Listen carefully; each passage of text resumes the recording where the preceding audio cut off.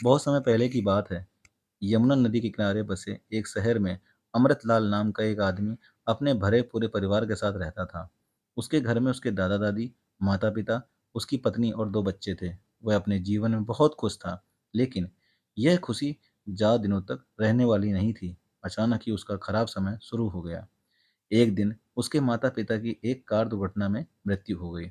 अभी वह सदमे से निकल भी नहीं पाया था कि उसके दादा की हार्ट अटैक से मौत हो गई।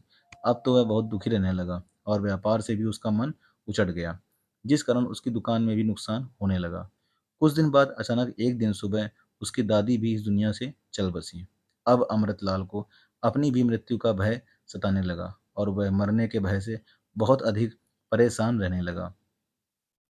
एक दिन अमृतलाल एक साधु से मिला और उन्हें अपनी परेशानी बताई कि बाबा, कल तक मेरा घर मेरे परिवारजनों से भरा हुआ था, लेकिन कुछ ही समय में मेरे दादा दादी, माता पिता मृत्यु को प्राप्त हो गए। अब मुझे भी अपनी मृत्यु का भय सताने लगा है। बाबा, अब मेरा किसी भी काम में मन नहीं लगता है। अमृतलाल की बात सुनकर वह साधु बोले कि बेटा, मनुष्य की मृत्यु यमराज के आदेश से ही होती है। तुम एक काम करो, सच्चे मन से यमराज की पूजा आराधना करो। यमदेव तुम्हारी परेशानी अवश्य ही दूर करेंगे। तुम यमराज की पूजा करके उनसे कोई वरदान प्राप्त कर लेना। अमृतलाल को साधु की बात उचित लगी और वह मन ही मन सोचने लगा कि यदि मैं किसी प्रकार यमराज को प्रसन्न कर लूं तो मुझे मृत्यु से छुटकारा मिल सकता है। यह सोचकर अमृतलाल अगले ही दिन से दिन रात यमराज की पूजा करने लगा। उसने यमराज का मंदिर बनवाया और यमराज का व्रत भी रखने लगा। यह सब करते करते लगभग एक साल बीत गया, पर उसे यमराज के दर्शन नहीं हुए। अमृतलाल उदास होकर बैठा, फिर उस साधु के पास गया और कहा कि हे महात्मन, मुझे यमराज की पूजा अर्चना करते हुए एक साल हो गया है, लेकिन यमराज मुझे दर्शन ही नहीं देते। अमृतलाल की बात सुनकर साधु महाराज कहते हैं कि कल भाई दूज है। कल सुबह ब्रह्म मुहूर्त में यमुना नदी के तट पर यमराज अपनी बहन यमुना से मिलने अवश्य आएंगे। उन्हें देखते ही तुम उनके पैर पकड़ लेना, वो तुम्हारी पुकार अवश्य सुनेंगे और तब तुम उनसे अमृत का वरदान मांग लेना। साधु की बात सुनकर अमृतलाल रात से ही यमुना के किनारे बैठ गया और यमराज के आने का इंतजार करने लगा। साधु महाराज के कहे अनुसार अगले दिन सुबह ब्रह्म मुहूर्त में यमराज जी वहां आए। जैसे ही अमृतलाल ने यमराज को देखा तो तुरंत ही उनके यमराज के पैर पकड़ लिए और कहने लगा कि यमराज जी, मुझे अमर होने का वरदान दीजिए। यमराज ने उसे समझाते हुए कहा कि पुत्र, इस धरती पर आने वाले हर प्राणी को एक ना एक दिन यहाँ से जाना ही पड़ेगा। यही प्रकृति का नियम है, इसलिए मैं तुम्हें अमर होने का वरदान नहीं दे सकता। इस पर अमृतलाल कहने लगा कि प्रभु, अगर आप मुझे अमरत्व का वरदान नहीं दे सकते तो कोई बात नहीं, लेकिन आप मुझे मृत्यु आने से पहले कोई संकेत तो दे ही सकते हैं, जिससे मैं अपने परिवार के लिए उचित व्यवस्थाएं करके सुकून से मर सकूं। यमराज ने कहा कि ठीक है, मैं तुम्हें मृत्यु के पहले संकेत दे दूंगा और जैसे ही तुम्हें मृत्यु का संकेत मिले तुम अपने सारे काम निपटाकर संसार से विदा लेने की अपनी तैयारी शुरू कर देना। बाद में मुझे इसकी कोई शिकायत मत करना। इतना कहकर यमराज अंतर ध्यान हो गए। अमृतलाल भी खुश होकर घर लौट गया। धीरे धीरे समय बीतने लगा। कुछ सालों बाद अमृतलाल के बाल सफेद होने लगे। अमृतलाल को सफेद बाल अच्छे नहीं लगे और वह अपने बालों पर मेहंदी लगाकर काला करने लगा। कुछ और समय बीतने पर उसकी आंखों की रोशनी कम होने लगी, तो वह चश्मा पहनने लगा। कुछ और समय बीता तो उसके दांत टूटने लगे। अमृतलाल ने सारे दांत उखड़वा कर नई बत्ती सी लगवा ली और निश्चिंत होकर अपना समय व्यतीत करने लगा। एक दिन अचानक अमृतलाल बीमार हो गया और उसने बिस्तर पकड़ लिया। अमृतलाल ने सोचा कि अभी उसकी मृत्यु नहीं होने वाली, क्योंकि उसे अब तक यमराज का कोई संकेत नहीं मिला। वो बिल्कुल आश्वस्त था कि उसकी मौत के पहले उसे यमराज के द्वारा संकेत दिया जाएगा। एक दिन अमृतलाल की तबीयत अचानक से बहुत ज़्यादा खराब हो गई और उसने अपने आसपास यमदूतों को खड़ा देखा तो वह हैरान रह गया। उसने सोचा कि जरूर यमराज ने उसे कोई पत्र भेजा है। उसने यमदूतों से पूछा कि आप लोग यहाँ किस लिए आए हैं।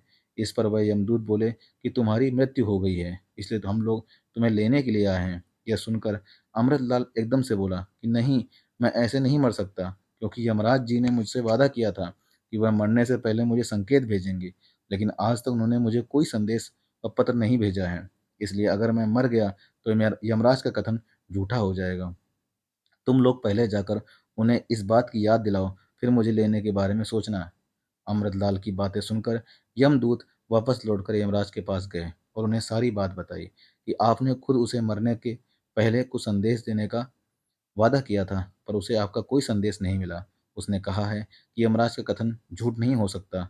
इस पर यमराज कहने लगे कि जाओ, उससे कह दो कि मैंने उसे एक नहीं बल्कि 4-4 संकेत भेजे थे।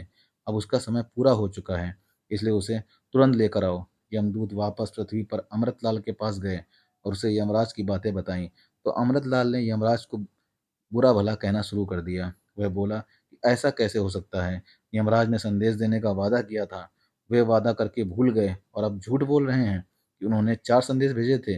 अगर वह झूठा वादा करेंगे तो पृथ्वी पर उनकी कीर्ति नष्ट हो जाएगी। लेकिन यमदूतों ने उसकी कोई बात नहीं सुनी और उसे ले जाकर यमराज के सामने पेश किया। यमराज के सामने पहुंचते ही अमृतलाल कहने लगा कि हे धर्मराज, आपने मेरे साथ बहुत बड़ा धोखा किया है। आपने अपने कहे अनुसार मुझे एक भी संदेश नहीं भेजा। आप मेरे साथ ऐसा कैसे कर सकते हैं? यह सुनकर यमराज हंसते हुए बोले कि अमृतलाल, तुम बहुत बड़े मूर्ख हो, जो मेरे कागज कलम से लिखे हुए संदेश का इंतजार कर रहे थे। मैंने तुम्हें 4 संदेश दिए थे, पर तुमने अपनी लालसा में उन्हें नज़रअंदाज कर दिया। इस पर अमृतलाल कहने लगा कि हो सकता है कि आपने 4 संदेश भेजे हों, लेकिन मुझे आपका कोई संदेश नहीं मिला। शायद आपका संदेशवाहक किसी और आदमी को आपका संदेश देकर आया हो, लेकिन मैं सच कह रहा हूँ कि मुझे आपका कोई संदेश नहीं मिला। इसलिए इसमें मेरा कोई दोष नहीं है। आप मुझे वापस मेरे घर भेज दो। अमृतलाल की बात सुनकर यमराज गुस्से में होकर बोले कि चुप करो और मेरी बात ध्यान से सुनो। जब तुम्हारे बाल सफ़ेद हुए तो वो मेरा पहला संकेत था। जब तुम्हारी आँखों की रोशनी कम होने लगी तो वो तुम्हारा दूसरा संकेत था। जब तुम्हारे दाँत टूटे तब वो तुम्हारा तीसरा संकेत था और जब तुम्हारे शरीर के सभी अंगों ने काम करना बंद कर दिया और तुम खटिया गोड़ने लगे तो वो तुम्हारा चौथा और आखिरी संकेत था। लेकिन तुम इन संकेतों को समझ नहीं पाए और मुझ पर ही झूठा होने का दोष लगा रहे हो। मैं हर व्यक्ति को मौत से पहले ये 4 संकेत देता हूँ, जिससे लोगों को पता चल जाए कि उसकी ज़िंदगी अब कुछ सालों की ही बची है और इस बीच में वह अपने सारे अधूरे काम समाप्त कर सकें।